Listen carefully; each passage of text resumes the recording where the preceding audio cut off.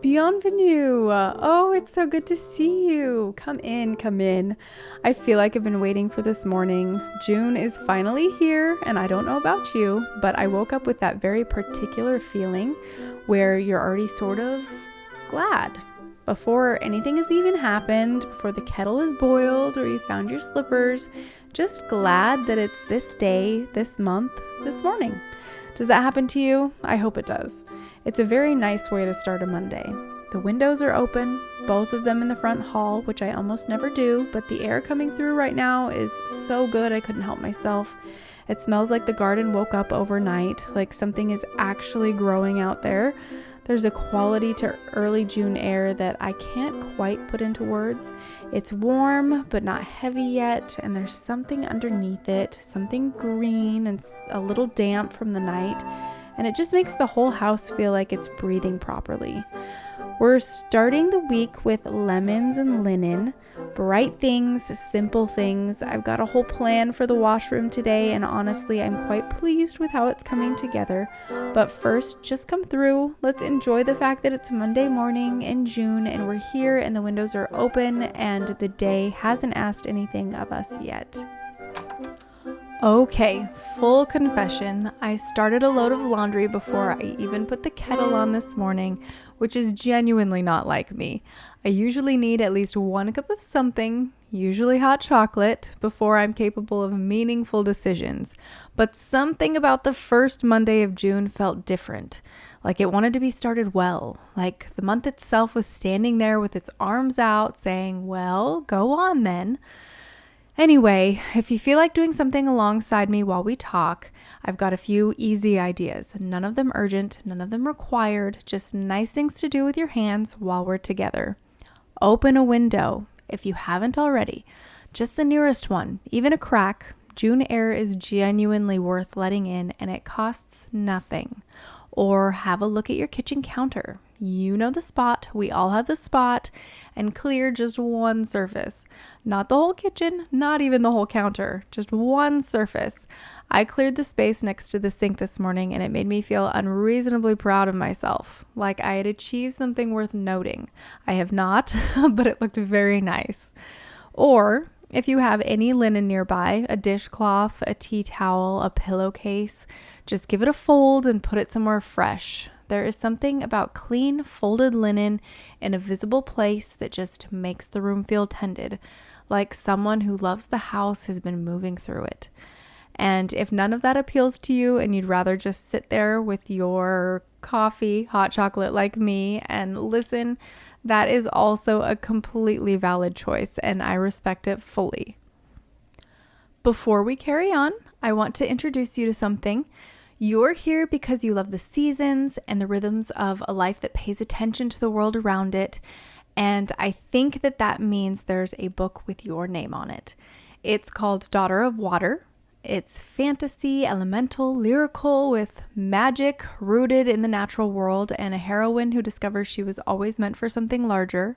My husband and I wrote it together, and I'm quietly proud of it. It's an NIEA finalist. It has 5 stars from Reader's Favorite, and it also was awarded the Bragg Medallion.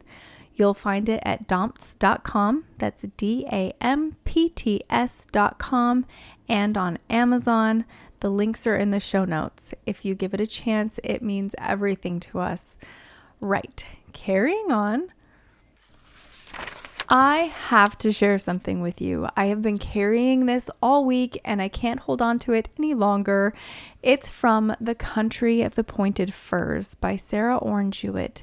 She's a 19th century American writer who spent her whole career writing about small coastal towns and ordinary women living quiet lives, and she made it feel like the most urgent subject in the world, which I probably think it is.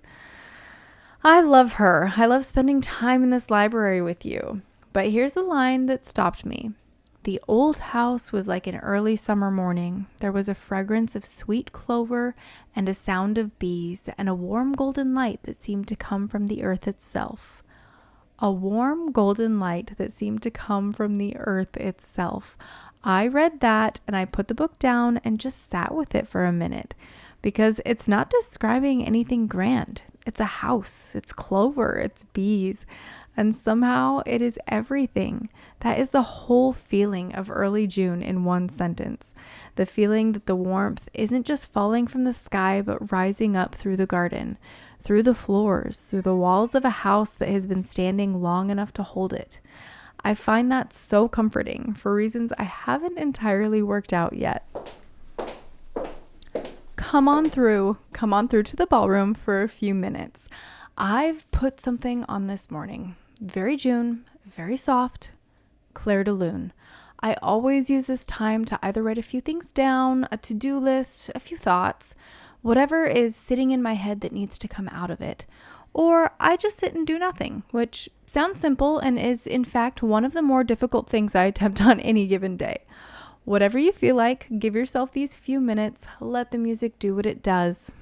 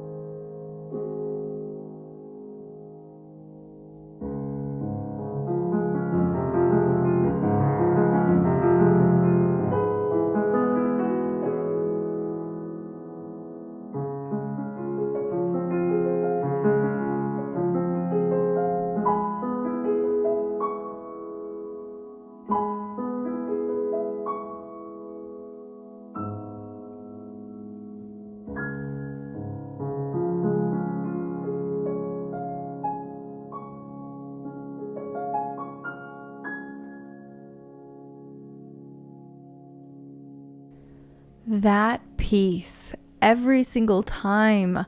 I don't think I'll ever be able to be ready for it to end. I always feel slightly cheated when it's over, even though I knew it was coming, even though 5 minutes is actually quite generous. I want to share a story with you, just related to the whole lemon thing. My daughter tasted lemon for the first time sitting at the kitchen table one June. She must have been about 2, maybe just past it. I had a slice on the edge of my plate, the way you do, just sort of decorative, really. And I turned around for maybe 4 seconds to get something from the fridge. 4 seconds. And when I look back, she has the whole slice in her mouth.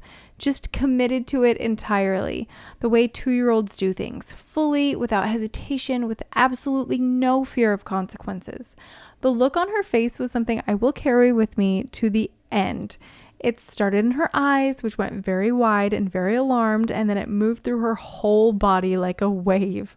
Her shoulders came up, her chin tucked in. She shuddered from the top of her head all the way down to her feet.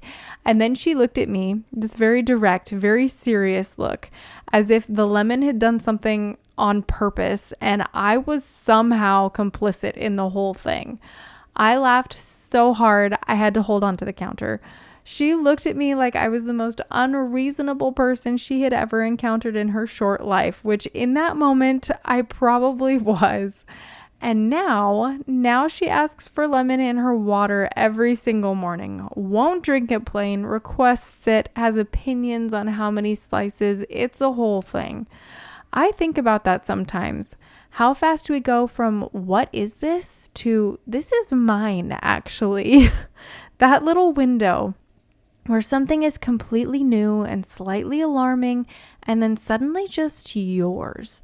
I find that a very tender thing to watch happen in a small person, and I wonder sometimes what the equivalent is for the rest of us, what we're still in the alarm stage with that we might one day love.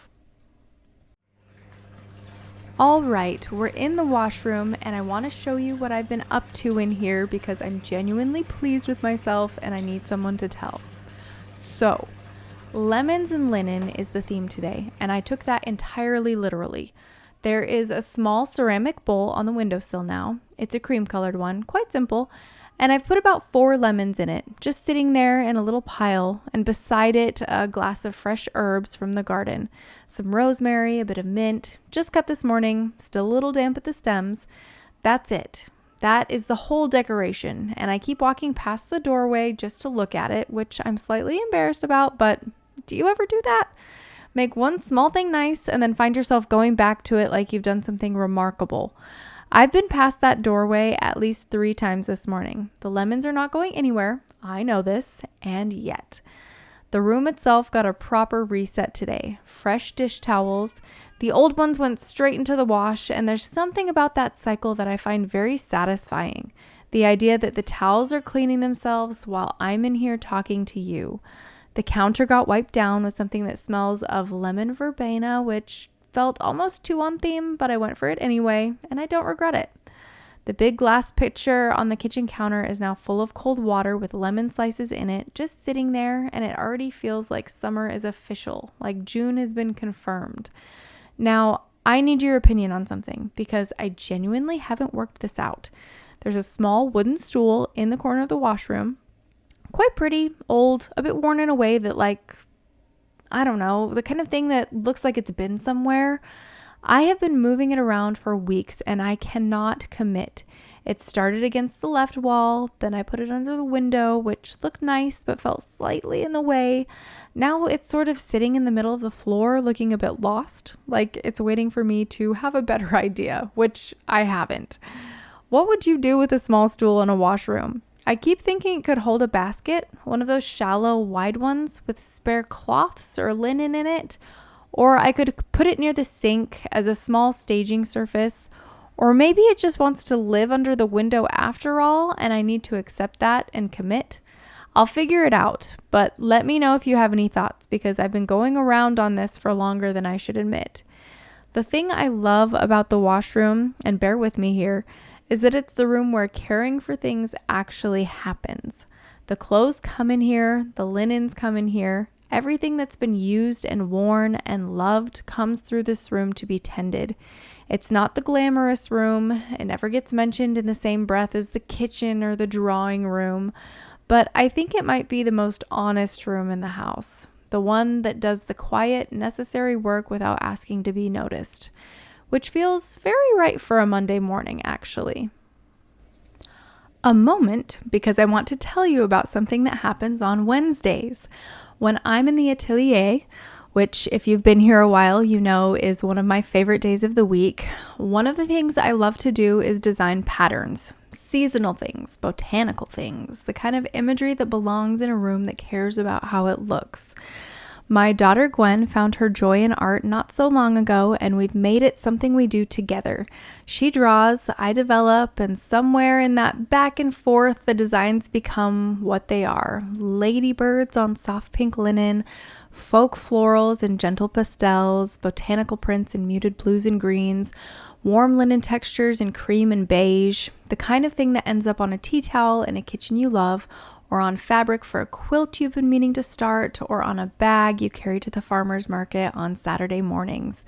The shop is called Gwen's Gardenias, named after her because none of it would be what it is without her, and you'll find the fabric and wallpaper on spoonflower and finished goods, pillows, bags, tea towels, and more on Redbubble. Both links are in the show notes. If something catches your eye, it genuinely means the world to both of us. Now, back to the estate. There was a letter on the hall table this week. I almost walked past it twice. It's from someone who writes, I start every Monday with such good intentions, and then by mid-morning the house still looks the same, and I feel like I've already failed the day before it's even started.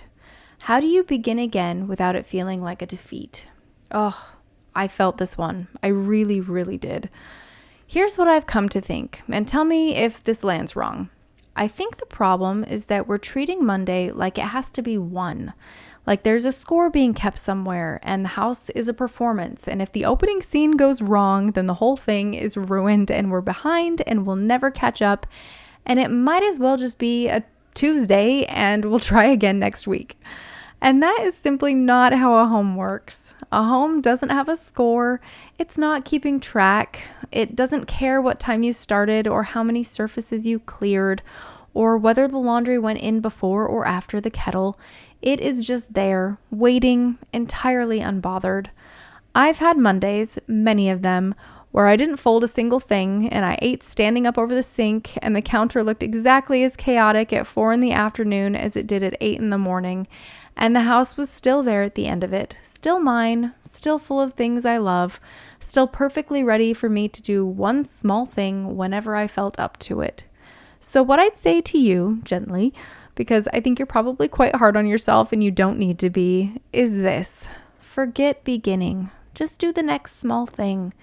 Not the whole kitchen, not the whole day, the next small thing. Clear the surface nearest to you right now. Fill a glass of water. Open one window. You haven't failed at anything. You're just in the middle of a day. And a day in the middle is still a day. It still counts. It is, in fact, most of what life is made of. The laundry has just finished. I can hear it from here, that little shift the machine makes when it moves into the last spin. One of my favorite sounds, honestly. Very final, very satisfied sounding, like the house has done something small and done it well. The lemons are still sitting in that bowl on the washroom windowsill. The light has moved since this morning and it's hitting them differently now. More golden, more sideways, very June afternoon. They look almost like they're glowing, which I realize sounds like I'm overstating it, but I'm genuinely not. Put a bowl of lemons on a windowsill in late morning light sometime and tell me I'm wrong. I hope wherever you are, your morning found its own small rhythm, even just one window opened, one surface cleared, one glass of cold water poured and actually drunk, standing still for a moment, not doing anything else. That's plenty. That's more than enough. That's, in fact, a very good Monday. I'll be in the dressing room tomorrow morning if you'd like to come back. Until then, take good care of yourself.